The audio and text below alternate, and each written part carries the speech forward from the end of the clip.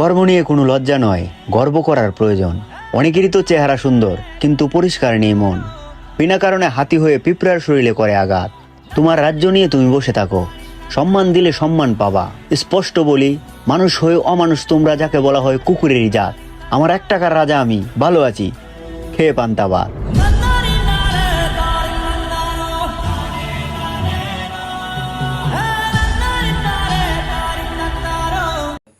এই কথাগুলো ভাই সত্যিকার আমাদের লাইফের কিছু কথা আমাদের মনে দিলে যেগুলো আছে ভিডিওর কন্টেন্টে যা শুনতেছেন এগুলাই আসলে আমাদের লাইফটাই যাইতেছে এভাবে। যা করি নিজের টাকায় করতে হয়, বাবার টাকায় কিছু করতে পারতেছি না, তাই কিছু কথা বলতেছি আর কি। দোয়া করবেন সবাই, ভালো থাকবেন, আল্লাহ হাফেজ।